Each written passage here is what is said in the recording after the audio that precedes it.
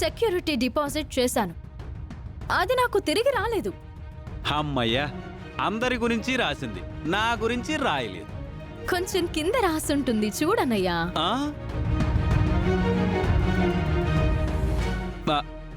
అవునమ్మా, కనపడింది. మీ కూతురు ఆత్మహత్య చేసుకోబోతే కాపాడి ఓ ఇంటి దానిని చేశాను. ఆ, అందుకు ఓ 3 లక్షలు. నువ్వు పేకాటాడి స్టేషన్లో ఉంటే విడిపించాను. అందుకో 1,00,000. మొత్తం 4 లక్షలవుతుంది. మరి ఇందులో 2 రాసావు కదమ్మా.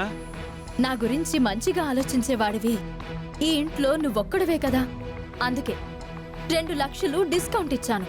ఆ, మొత్తం మీ ఇంటిల్లిపాది కోసం నేను చేసిన సేవకు నువ్వు విలువ కడితే 25 లక్షల వరకు అవుతుంది. అదంతా ఉన్న పలంగా కట్టు. నా మొహాన కొట్టినా పర్వాలేదు.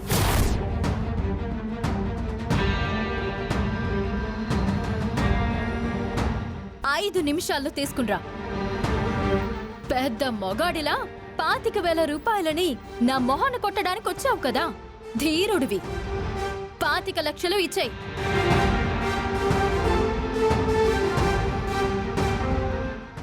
ఇందులో లేటెస్ట్ విషయం అవుతుందమ్మా, అది నువ్వు మర్చిపోయావు. ఏంటది? కిలాడి మాయ ఇంటి కోడలు కావడానికి ప్రయత్నించినప్పుడు తన నిజస్వరూపం బయటపెట్టడానికి నువ్వు ఎంతో కష్టపడ్డావు. ఆభరణాలను అడవి నుంచి తీసుకునొచ్చావు, ప్రసాదం తయారు చేసి అత్తయ్య ప్రాణాన్ని కాపాడావు. మరి వాటి సర్వీస్ ఛార్జ్ రాయలేదే? అన్నిటికీ రాసుకుంటూ పోతే కోట్లు దాటుతుంది. ఓ, కుటుంబమంతా జీవితాంతం కష్టపడి సంపాదించినా నా అప్పుని తీర్చలేరు. అందుకే దానికి సర్వీస్ ఛార్జ్ రాయలేదు.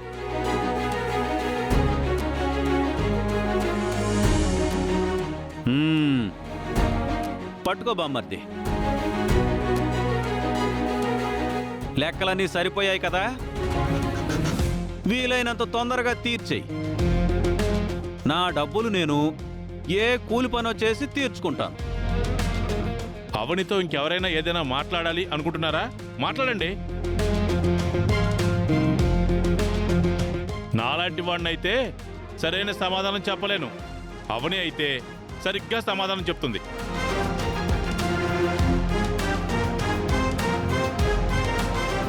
నాకు మావయ్య గారు భారమైపోతారా? అందుకు నువ్వు నాకు డబ్బులిద్దామని వచ్చావా? చాలా గొప్పడివి. మరి నాకు చేతనైనంత వరకు మీ ఇంటి కోసం ఏదో ఒకటి చేసేదానినే గాని మీ ఇంటి నుంచి ఏది ఆశించిన దాన్ని కాదు. కుటుంబం అంటే ఏదో ఒక వంక పెట్టుకుని గొడవలకు చూడకూడదు. అనుబంధాలు, ఆప్యాయతల గురించి తాపత్రయపడాలి. ఇంకొకసారి నా ముందు డబ్బుల గురించి మాట్లాడితే మాత్రం మర్యాదగా ఉండదు. చివరిగా ఒక్క మాట, రక్త సంబంధాలకు విలువ కట్టకండి. ఇప్పటికైనా వీళ్ళకి బుద్ధి రావాలమ్మా. అయినా మీరెందుకు డబ్బుల గురించి ఆ ఇంటికి వెళ్లారు మావయ్య? అంటే రాత్రి నువ్వు అక్షయ మాట్లాడుకోవడం విన్నానమ్మా. కష్టపడుతున్న దానివి ఒకదానివి అయిపోయావు కదా, అందుకే అలా. ఇంకోసారి మీరు కూడా ఇలా ఆలోచించకండి మావయ్య. మొత్తానికి వీళ్ల బుద్ధుల గురించి మరోసారి బయట పెట్టడానికి ముందు జాగ్రత్తగా ఇలా రాసి పెట్టుకుని మంచి పని చేశావమ్మా.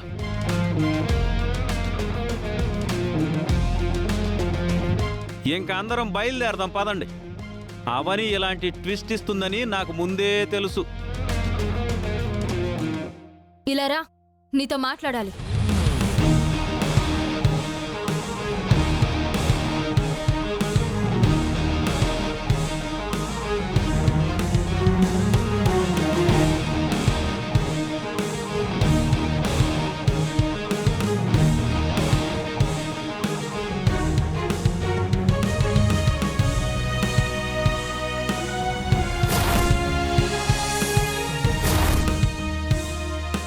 ఏంటి శ్రీకర్ గారు, ఇంకా షాక్లోనే ఉండిపోయారు? నేను మాట్లాడిన దాంట్లో తప్పేం లేదు కదా, చాలా ప్రాక్టికల్గా మాట్లాడాను. అది సరే, ఇక్కడికి ఎందుకు రమ్మన్నావు? అక్కడ మాట్లాడలేని కొన్ని విషయాలను ఇక్కడ మాట్లాడదామని రమ్మన్నాను. ఏంటవి? ఈ లిస్ట్లో ఇంకా కొన్ని విషయాలను రాయలేదు నేను. ఎందుకంటే ఇది ఎవరి చేతికైనా దొరికి వారు చదివితే బావుండదు. అంత అభ్యంతరకరమైన విషయాలు ఏముంటాయి? ఆలుమగలకి సంబంధించిన ఉంటాయి కదా. అదే బావగారు,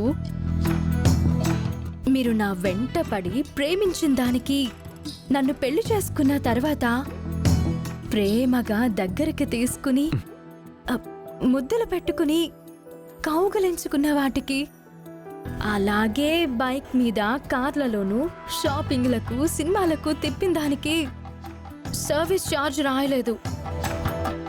సరే, ఇక నేను బయలుదేరుతాను. ఏ ఆగు, అప్పుడే అయిపోలేదు. చెప్పవలసిన చివరి మాటలు చాలా ఉన్నాయి. సరే, అదేంటో తొందరగా చెప్పు. అదేనండి శ్రీవారు, పడక గదిలో ఓరి నాయనో. ఏ!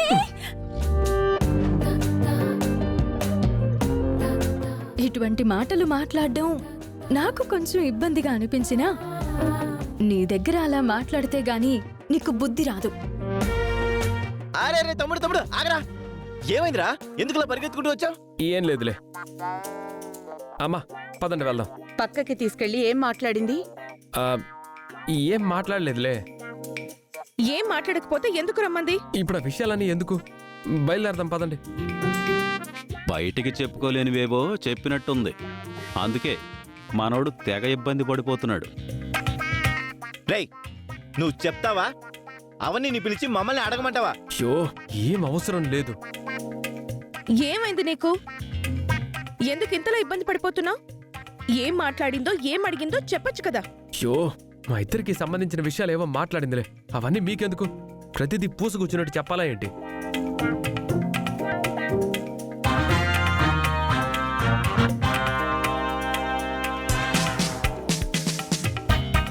ఇద్దరికి సంబంధించిన విషయాలా? ఏమై ఉంటాయబ్బా? ఇక్కడేమో సర్వీస్ ఛార్జీల విషయం నడిచింది, మరి అక్కడ ఏం నడుచుంటుంది? ఇంటికి వెళ్ళి తీరిగ్గా ఆలోచించుకుందాం పద. ఏదో జరిగింది. ఎల్రా.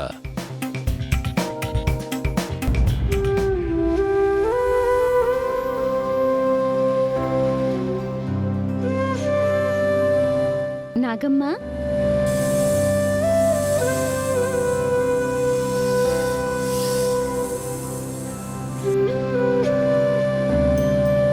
తాగు.